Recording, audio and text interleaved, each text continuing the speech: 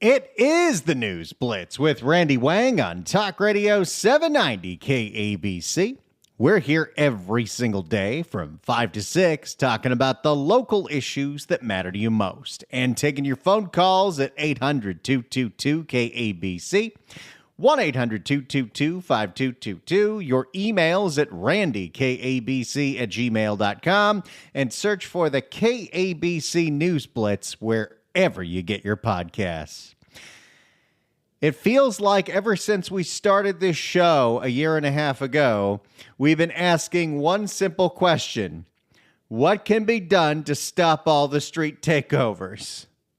We've had changes in elections. We've had changes in law enforcement staffing. We've had changes in the chief of police. We've had changes in the sheriff. We've had changes in laws, but still they persist. Still, they happen every weekend, and they lead to destruction, and they lead to looting, and it has a lot of people in the audience asking for a higher power to solve this problem. Who else do we go call? Superman? Not Superman, but we've got Hochman. That's right, LA County District Attorney Nathan Hochman, the guy that replaced jackass George Gascon. Quite frankly, he held a press conference yesterday saying he is going to do something about these street takeovers. And he's going to go after the spectators. He's going to go after the perpetrators. He's going to go after the organizers.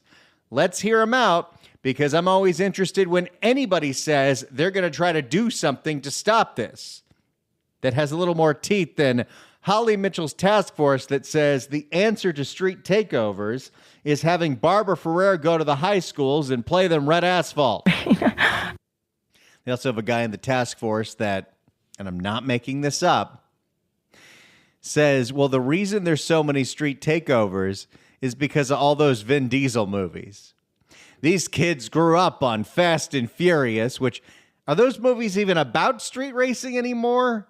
Aren't they like about heists? I don't know. I've never seen one, and I'd like to go to my grave never having seen one. Maybe that's a mistake. All right, Hochman, tell us what you're going to do about the street takeovers. good afternoon. My name is Nathan Hochman. I'm the District Attorney of Los Angeles County.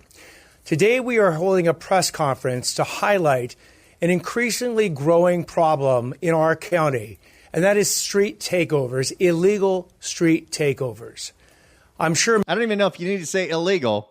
There's no legal street takeovers as far as I know. I'm sure many of you saw the video from this past weekend where we had one of these illegal street takeovers take place right next to the crypto arena. I don't care how long it's been now. Every time I hear it, I'm not going to call it that. Nope. And generally what happens in these illegal street takeovers is that you'll have a promoter out there, usually on social media, and they will alert people where the street takeover is going to take place, what the intersection is. And it's often happening either in downtown or somewhere in South Los Angeles or San Pedro. Lincoln Heights, Compton. It happens all over the place. It also happens in the Valley. Apparently there was one a few months ago, just a few blocks from where I'm recording right now, in the San Fernando Valley. I was out of town at the time, but I was like, wait a second. That's my Ralph's. What's going on here? They will notify literally hundreds of people who are on these various social media streams to say, come right now at this particular time to this intersection. And here's what generally plays out at those intersections. You will have a whole variety of street takeover drivers. This can be anywhere from 1 or 2 up to 30 or 40 different 40 different drivers. How big of an intersection are we talking about here? I guess everyone gets their time to do their burnouts. Different drivers that will show up. By the way, this is reptilian behavior. The people that go out to look at this might be the stupidest people that live in this county, and that's saying something. And yeah, most of them are teenagers. Guess what? Teenagers are stupid. I know. I was a stupid teenager, but I wasn't this dumb. Different drivers that will show up at these intersections, and they will engage in highly dangerous and often destructive and even potentially deadly actions of gearing their cars around this intersection, doing these donut drifts. Setting fires, torching cars, shooting off fireworks, looting a 7-Eleven because all of that stuff gets you hungry. Got to get your hot Cheetos and Takis. In order to excite the crowd. And whether it's being played out is not even necessarily right there at the intersection, but it's being streamed, live streamed and whatnot to get out on social media. The promoters are trying to make money from this. The drivers are often trying to make money or improve their street cred in the community. I want you to remember what's being said right now, because this is an aspect that I feel like doesn't get talked about enough, in that it's not just a wild urge to commit criminal behavior that's going on here. There is a financial incentive to organize these events and to promote these events. And this is where I feel like every level of response we've had isn't going to use a term that is just way too often used, get to the root of the problem. I feel like we can try to step up enforcement, which I think should be done, but it's tough because it creates a legitimate safety issue when the police are outnumbered by the people performing these street takeovers. How exactly do you start arresting people?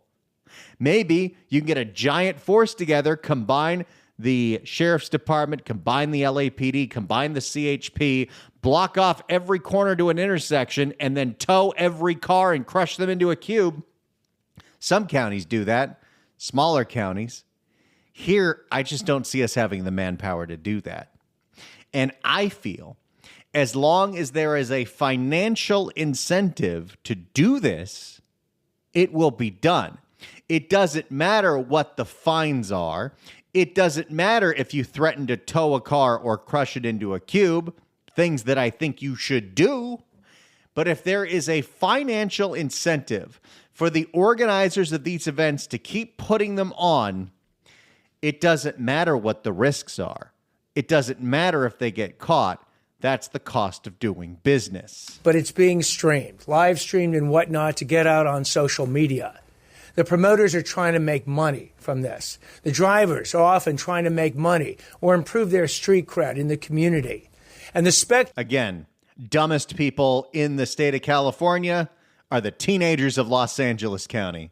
And yes, this happens statewide. And I know a lot of it happens in Oakland. But you know what? It seems like the epicenter for this is Los Angeles County. And the spectators are out there trying to enjoy. I don't even say enjoy. It's almost be titillated by this excitement of an... Ugh. Hochman, don't use that term ever again. Be titillated by this excitement of an illegal activity happening right there. Or they're also filming it on their cell phone and live streaming it on Insta or Snapchat or TikTok, and they're making money too. But let me explain what's going on in real terms. And let me start with those. First, I'll start with the promoters. Those promoters who are promoting this illegal these illegal street takeovers are engaged in criminal conduct, misdemeanors and felonies as well. I'll believe it when I see it. Again, I appreciate Hochman taking a stand here and calling a press conference and calling out this blatant behavior. But we'll see if we actually see convictions or a drop in these events, because we're not seeing that right now. Even with all the task forces that are going on, these events persist and they're destroying neighborhoods all throughout the county. The people who are doing the driving, they're committing a whole variety of criminal actions, whether it's reckless driving, exhibiting high degrees of speed, and to the extent that they either hurt someone and create great bodily injury or kill someone. Even much more extreme type of assault with deadly weapons, those being their cars, or vehicular manslaughter that will end up with them in basically years and years of state prison. Yeah, but again, I don't think the right approach here is, well, we're just going to give them fines until they run somebody over. and then they'll get hard prison time. Obviously, the penalties are not tough enough. And I don't think increasing a fine from $500 to $1,000 to $2,000 is really going to do it. I like the idea of crushing every car into a cube. If you are using your car in a criminal act, like criminal reckless driving, you are using your car to commit a crime, like, I don't know, after you do some donuts, you crash into a 7-Eleven so everyone can loot it. I don't care that you paid for that car. I don't care that you have a lien on that car. I don't think that's property anymore. I think that's evidence, and it should be crushed into a cube. But you also have the spectators.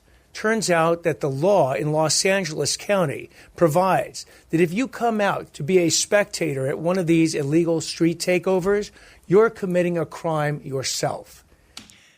That's great. But when are we going to see that enforced? The DA can definitely say that that's what should be done, but unless LAPD or the sheriff's department are going to actually make arrests, they don't even cite most of these people because they scatter, then it doesn't mean anything. And those laws are right now saying that you can go to jail for up to 180 days or be hit with a $500 penalty. I'm going to guess it's the $500 fine. And again, that's if it happens. Supervisor Holly Mitchell has quite correctly highlighted this on the radar of the Board of Supervisors' consideration. Look, I understand he's an elected district attorney.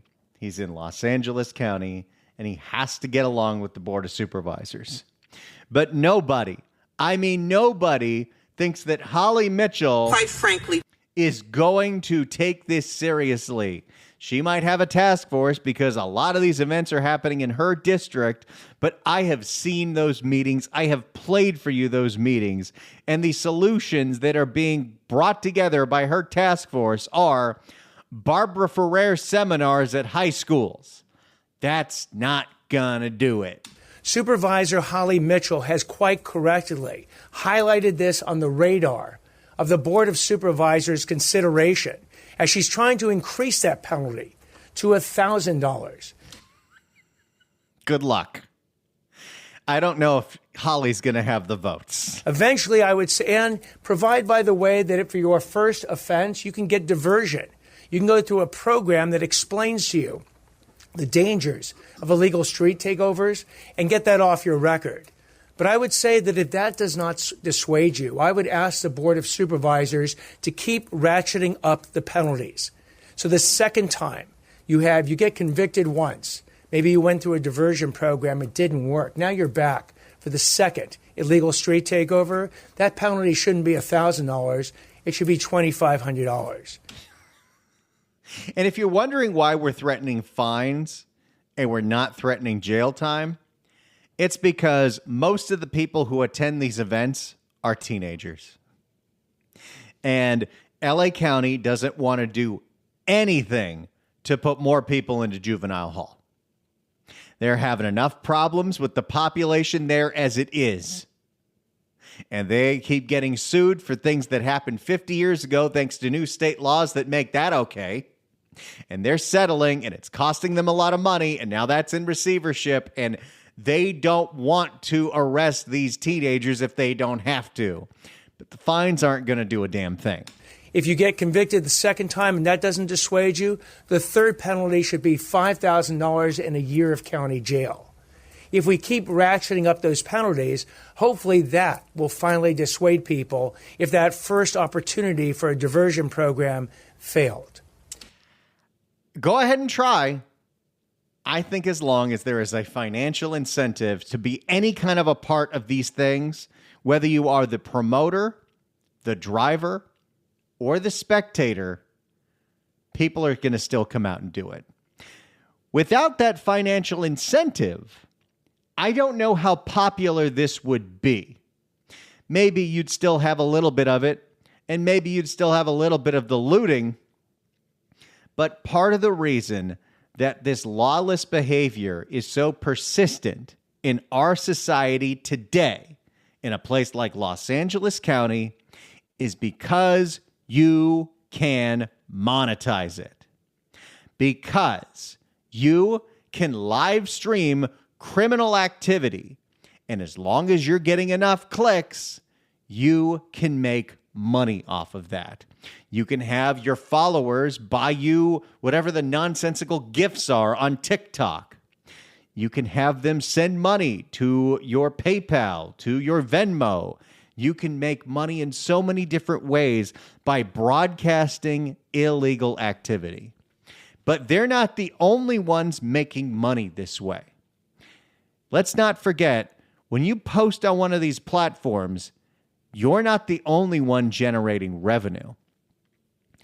These social media platforms, whether it be Twitter, Facebook, Instagram, Snapchat, TikTok, I'm sure there's some new one the kids are all into that I'm not aware of.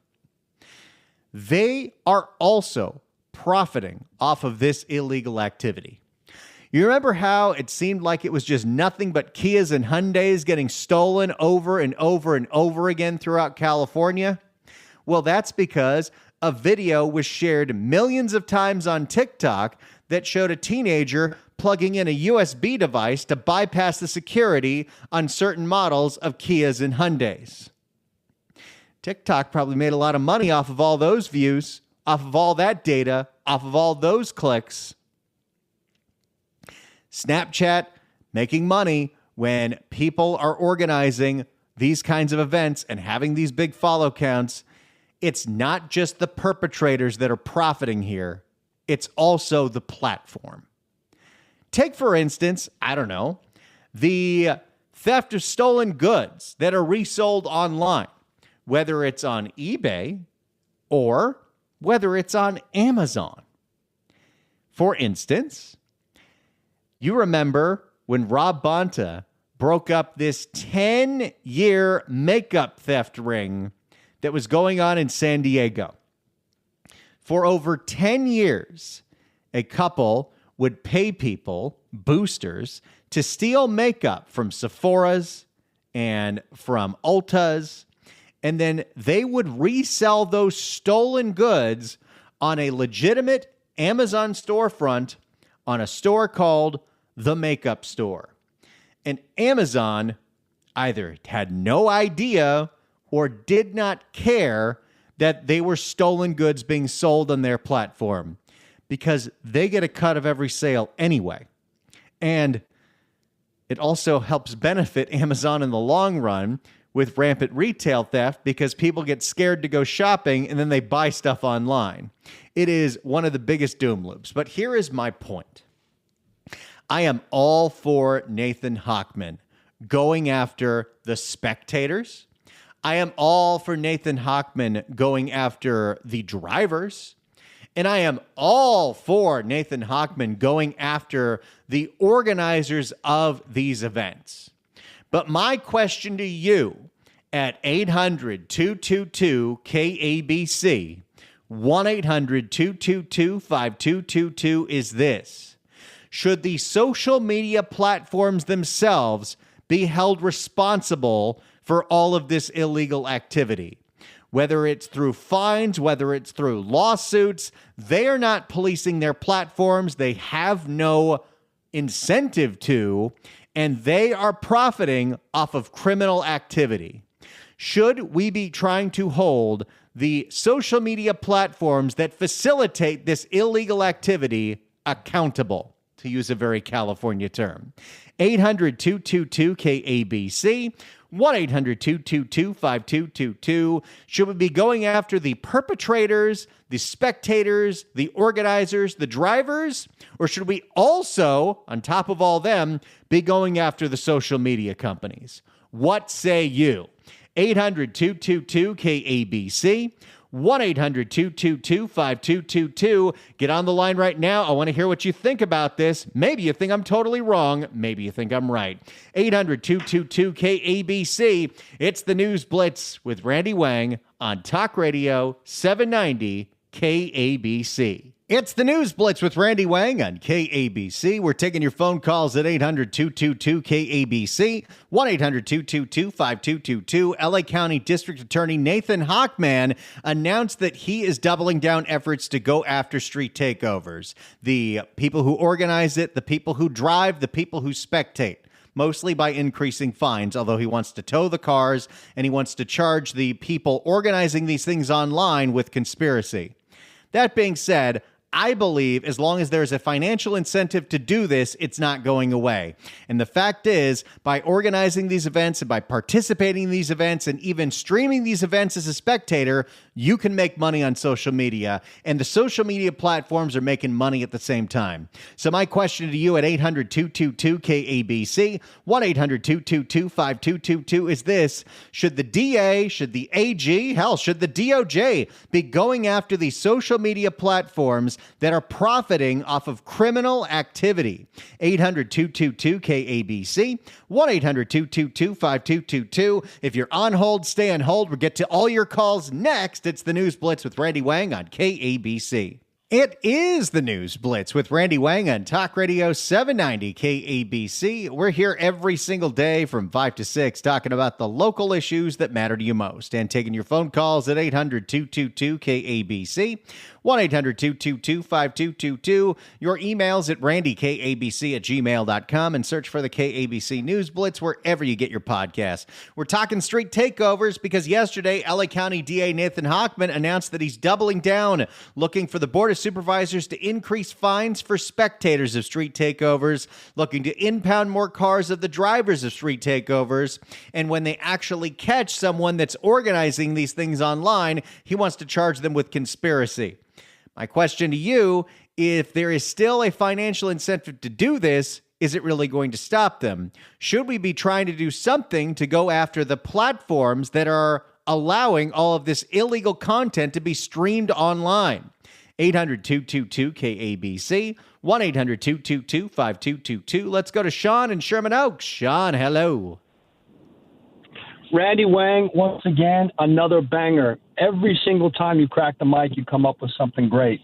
Tom Looney, once again, my friend, another great update, golden mic worthy. Thank you so much for that and letting me know that I need to get around the traffic the way you do, brother. Randy, once again, man, let's talk about this. You pose a great question. I would say yes. You have to go after everybody that's putting this thing together. You have to go after the social media guys. They don't really care. They're getting money anyway, so they've got money to burn. The organizers, I think if you go, try and get with them, that's going to hit their pockets a little bit deeper. The drivers, let's just be honest, they're all in stolen cars anyway, and they're suited and booted. They're face masks up the wazoo. You don't get to know who they are, even when they are on video. And we know how video is nowadays. You have to really catch somebody in the act, but you're not going to catch these guys. Now, let's do a callback to yesterday's show.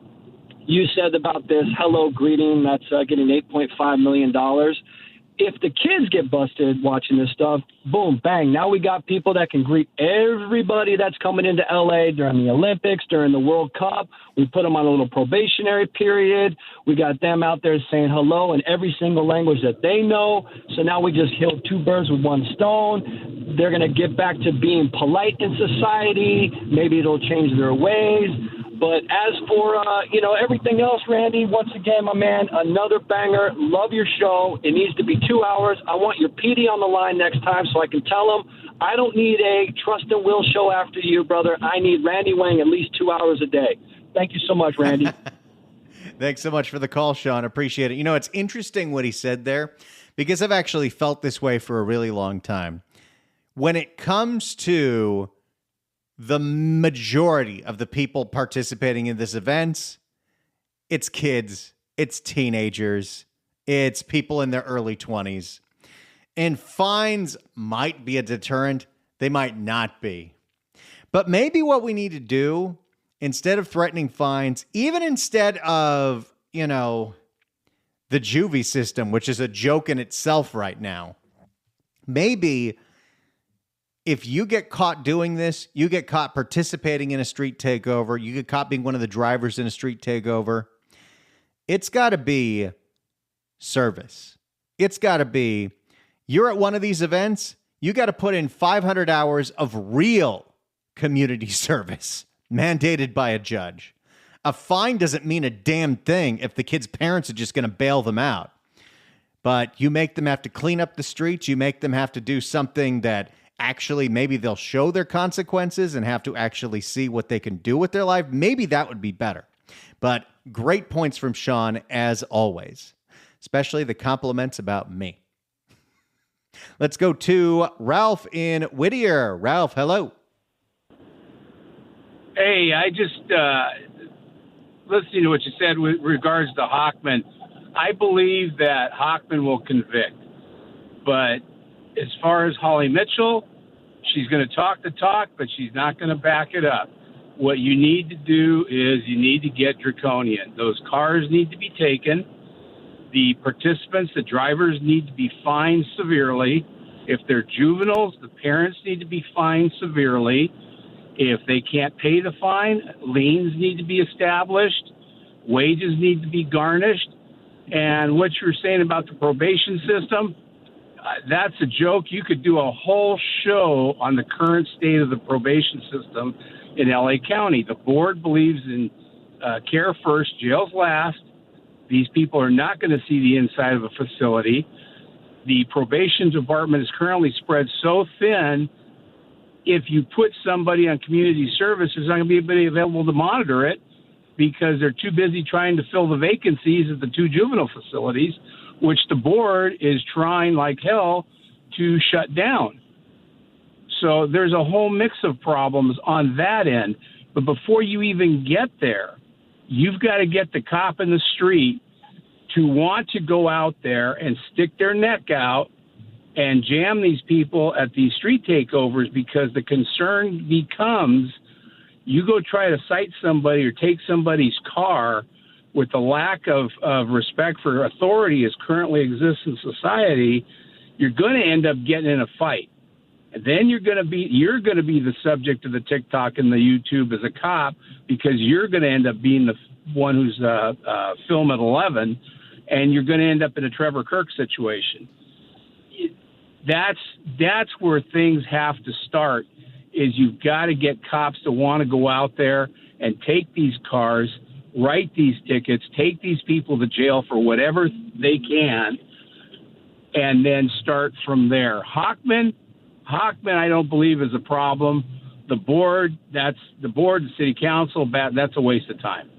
But you got to get cops to want to go out there, be proactive, and jump on these people like they used to. That's where you got to start. I think that's definitely a very good point, and what we've got to do. And we've got to give the police the ability to do that without fear of being jumped or being filmed or any of that stuff. You make total good points there. Thanks so much for the call, Ralph, as always. You know, I also think if you're a driver participating in these events, your license is gone, maybe for 5 years. You should not be trusted. These streets are dangerous enough. I'm scared to death on the 405 every day. The fact that people like that are driving out there drives me crazy. Let's go to Joseph in West Hills. Joseph, hello. Yes, how are you? Hey, I agree with everything the previous speakers had said, but I agree. But I think that if the platforms still exist, these kind of illegal activities are going to keep going on. The platforms are just driving the kids to get on there. That's like their Hollywood. That's their fame, and everyone is on them. And as long as they're not penalized in any way, that people can do illegal activities like you had just mentioned, sell that illegal stuff. That's what's the foundation of all this stuff going on. Oh, you're totally right about that. And it is, for so many young people now, they see it as a legitimate pathway to money and fame. It doesn't matter how you do it, get popular on social media. It's a career path for people now, and it's a career path whether you're doing it through legitimate means or illegitimate means. It doesn't matter anymore. And the fact that we are giving this path out there, and the companies that platform this have no responsibility towards it, I think that has to change. I might have to change at the federal level, might might be time to revisit Section 230 of the Internet Act from 1996 that couldn't have foreseen any of this nonsense, but something has to change. Thanks so much for the call, Joseph. Appreciate it. It should be as simple as people should not be able to profit off of illegal activity. And if the social media companies want to say, well, it would be too difficult to police that, I call BS. I have a friend, used to work with him many years ago. He is I guess you would call him a pot celebrity. He's famous for smoking and promoting weed, back when that was a thing I used to do. Very nice guy. He has had very prominent standings on social media, and his account has been banned over and over and over again for people reporting him saying that, oh, he's trying to sell stuff, even though he wasn't trying to sell stuff. He was just promoting the brand, which was legal.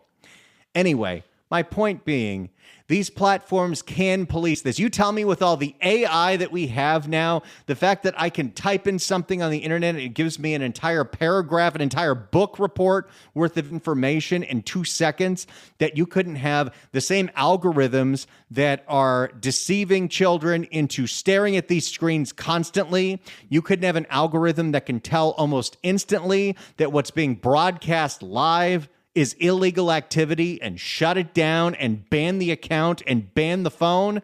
There's definitely a way to do it, but we have to have teeth in a way to actually hold the social media companies responsible. Obviously, we still go after the perpetrators, and they should be spending time in jail, in prison, community service, whatever it is. But as long as there's a way to make money off of this, I don't see this changing anytime soon. If you're on hold, stay on hold. More of your calls coming up next. 800-222-KABC. It's the News Blitz with Randy Wang on Talk Radio 790 KABC. It's the News Blitz with Randy Wang on KABC. Let's go to Daniel in Torrance. Daniel, hello.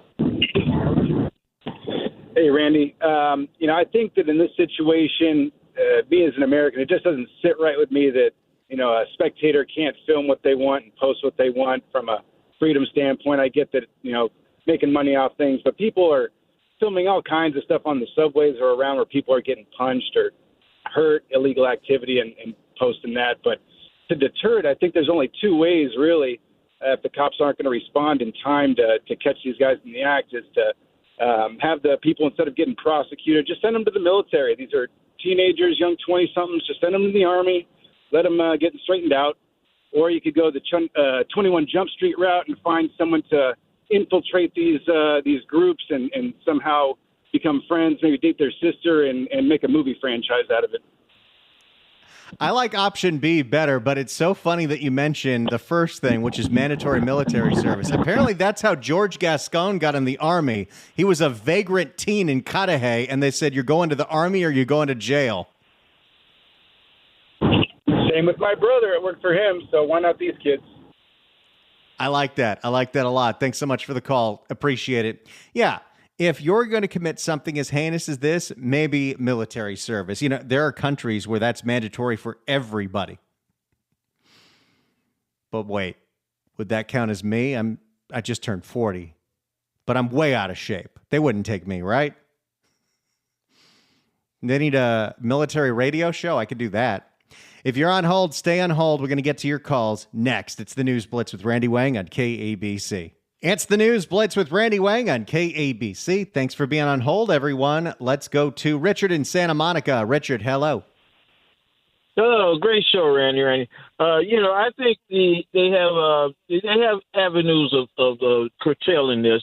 They monitor porn sites, they monitor gun sales, and then you got facial recognition, you got license plate recognition. You could send tabs, and teenagers. Everybody's been a teenager.